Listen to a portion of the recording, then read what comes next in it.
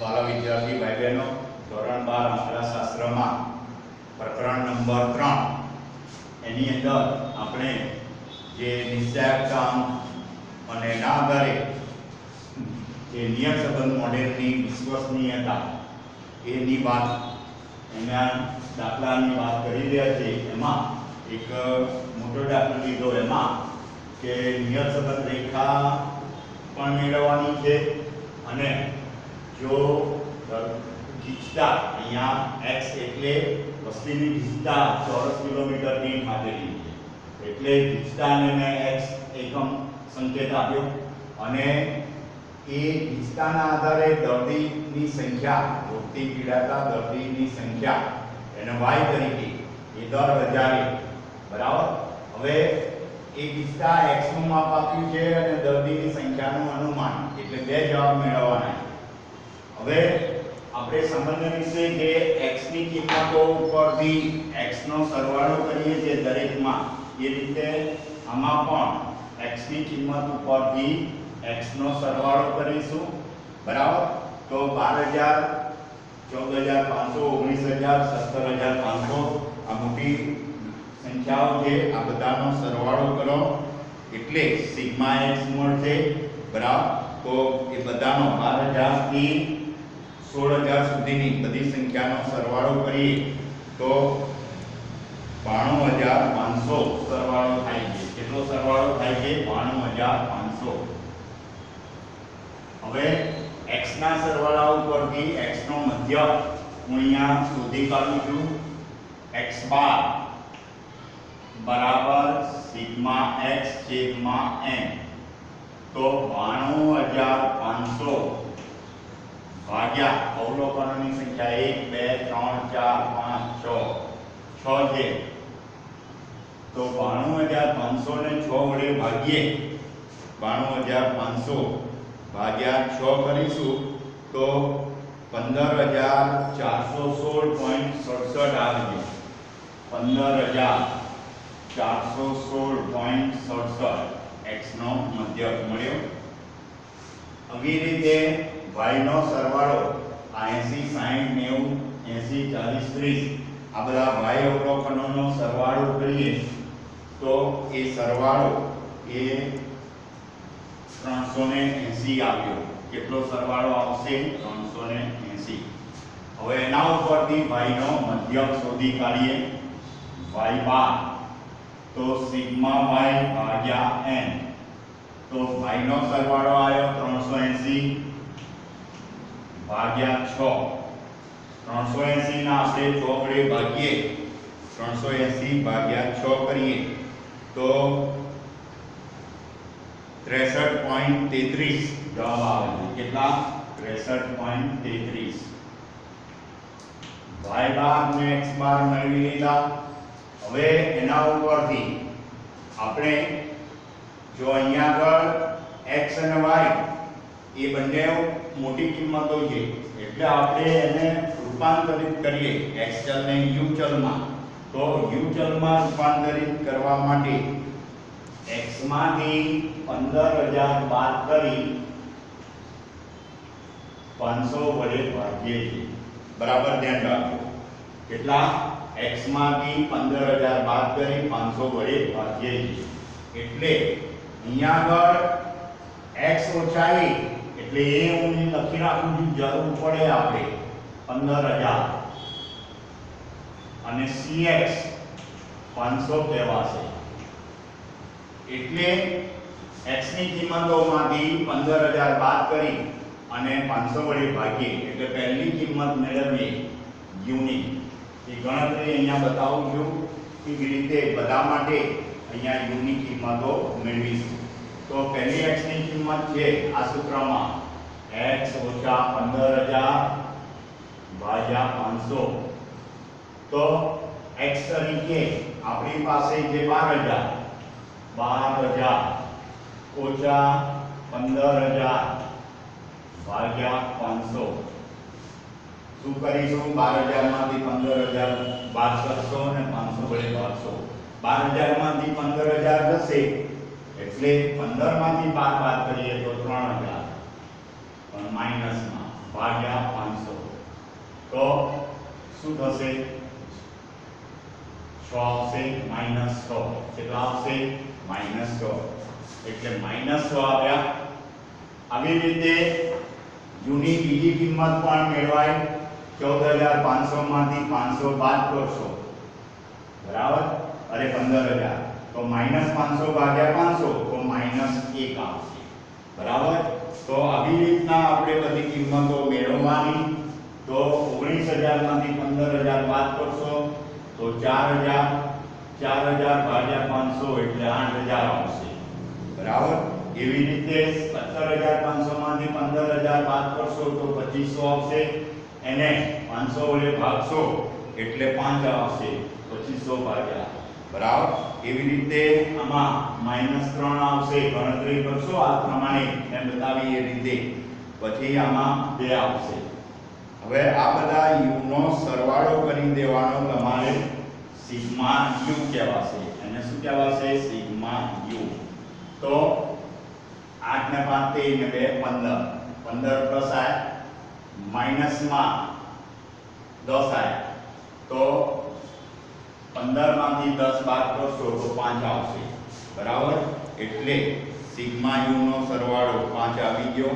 હવે v પણ આપણે y ની કિંમતો પણ જો અહીંયા બધી પ્રમાણમાં મોટી છે એટલે એમાંથી આપણે શું કરીએ 60 બાદ કરીએ અને 10 વડે ભાગીએ તો v બરાબર y - 60 ભાગ્યા 10 બરાબર। એટલે આપણી પાસે cx મેળવ્યો એવી રીતે b y - b b કેટલો બનાશે 60 અને cy ની કિંમત આવશે 10 એટલે 10 વડે ભાગીએ છીએ શું કરીએ છીએ y ની કિંમતમાંથી 60 બાદ કરીએ અને 10 વડે ભાગીએ છીએ। હવે જેવી રીતે u ની ગણતરી કરી એવી રીતે v ની એક ગણતરી લગાવું તમને એટલે તમને વધારે ખ્યાલ આવે। v બરાબર y - 60 ભાગ્યા 10 તો y ની કિંમત પહેલા 80 છે 80 ઓછા 60 ભાગ્યા 10 80 માંથી 60 જશે તો 20 ભાગ્યા 10 એટલે 2 આવશે।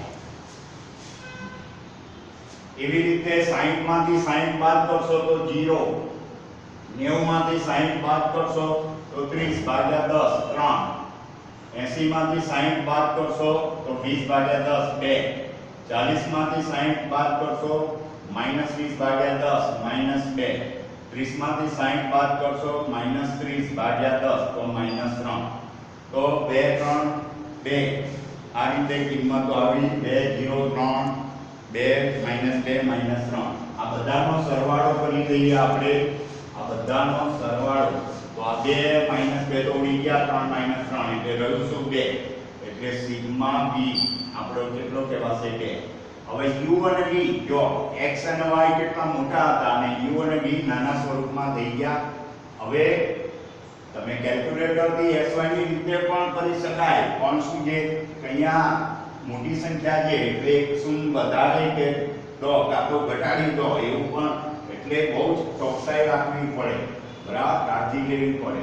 6 દુ 12 -12 0 વડે ગુણો તો 8 તારીખ 24 5 દુ 10 -3 અને 2 નો ગુણાકાર 6 અને -6 આ રીતે u અને v ના ગુણાકાર -12 0 24 10 6 અને -6 આ બધાનો આપણે સરવાળો કરી દઈએ તો એ સરવાળો આવે છે 22 એટલે સિગ્મા uv 22। હવે u નો વર્ગ u એટલે આ -6 એનો વર્ગ તો કેટલો થશે 36 -1 નો વર્ગ 1 8 નો વર્ગ 64 8 નો વર્ગ 25 3 નો વર્ગ 9 અને 2 નો વર્ગ 4 આ રીતે આપણે આ કિંમતો મેળવી। હવે આ u ના વર્ગનો સરવાળો સિગ્મા u² એ મેળવી 36 1 64 25 9 4 એ બધાનો સરવાળો કરી દઈએ તો એ સરવાળો આવે છે 139. 139. એવી રીતે b ની કિંમત ઉપરથી એનો વર્ગ 2 નો વર્ગ 4 0 3 નો વર્ગ 9 2 નો વર્ગ 4 2 નો વર્ગ 4 3 નો વર્ગ 9 એટલે સિગ્મા v સ્ક્વેર એ મળી જશે 4 9 13 4 17 4 21 ને 9 30 30 સરવાળો આવશે બરાબર ચેક કરી લેજો 30 સરવાળો સિગ્મા v સ્ક્વેર. હવે u સ્ક્વેર v સ્ક્વેર એ બધાનો સરવાળો મેળવી લીધો. હવે તમને જો પહેલું શું કહ્યું તો નિયમ સંબંધ રેખા તો નિયમ સંબંધાંક b મેળવવો પડશે. નિયમ સંબંધાંક b નું સૂત્ર શું બનશે અહીંયા તો b બરાબર n sigma uv minus sigma u into sigma v છેદમાં n સિગ્મા u સ્ક્વેર ઓછા સિગ્મા u નો હોલ સ્ક્વેર ગુણ્યા જો અહીંયા આગળ તમે 500 અને 10 વડે ભાગ્યા છે એટલે cy અને cx ની કિંમતો છે એટલે અહીંયા cy cx આ લેવું પડશે.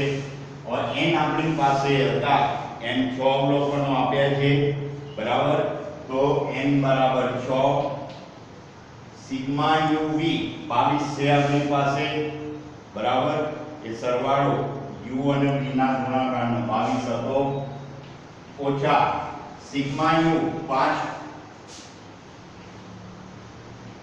ગુણ્યા સિગ્મા v 2 n એટલે 6 sigma u square 139 sigma u નો હોલ સ્ક્વેર સિગ્મા u 5 એનો વર્ગ 22 ગુણ્યા 6 ગુણાકાર કરીએ તો 132 થશે ઓછા 5 નું 10 139 ગુણ્યા 6 કરીએ તો 834 થશે ઓછા 5 નો વર્ગ 25. હવે cy અને cx ની કિંમતો મૂકવાની રહી ના જાય ખાસ ધ્યાન રાખજો. cy આપણી પાસે હતા 10 અને cx હતા 500 એટલે અહીંયા 0 0 ઉડી ગયા 1 ના છેદમાં 50. હવે 132 માંથી 10 જશે 132 માંથી 10 બાદ કરીશું તો 122 834 માંથી 25 બાદ કરીએ તો 809 ગુણ્યા 1 ના છેદમાં 50 એટલે 122 થશે બરાબર 122 એકા 122 અને 809 ગુણ્યા 50 ગુણાકાર કરી દઈએ તો 40450 થાય છે 40450. હવે 122 ને 40450 વડે ભાગીએ તો 0.003 આવે 0.003 એટલે b ની કિંમત આપણને મળી ગઈ 0.003 b મળી ગયો. હવે પહેલો પ્રશ્ન નિયમ સંબંધ રેખા મેળવવાની છે. હવે હજુ એક અચળ a મેળવવાનો રહ્યો. એક અચળ a બરાબર y બાર માઈનસ bx બાર. આ સૂત્રની અંદર y બાર આપણે મેળવ્યો છે 63.33 અહીંયા 63.33 મૂકશો ઓછા b આપણે મેળવ્યો 0.003 અને x બાર હતો આપણો 15416.67 એટલે ગુણ્યા 15416.67 બરાબર. એટલે જો આ રીતે ફરીથી અહીંયા y બાર આપણો હતો 63.33 ઓછા b આવ્યો 0.003 ગુણ્યા x બાર 15416.67 હવે 63.33 ના 63.33 0.03 ને 15416.67 વડે ગુણીશું તો એ ગુણાકાર એ 46.25 આવે છે. કેટલા? 46.25. હવે 63.33 માંથી 46.25 બાદ કરીશું તો 17.08 આવશે. કેટલા આવશે? એટલે a ની કિંમત 17.08. હવે a અને b ની કિંમત એ y z ના સૂત્રમાં મૂકી દઈએ તો y ની x પરની નિયત સંબંધ રેખા y z બરાબર a plus bx. a એટલે 17.08 17.08. b ની કિંમત 0.03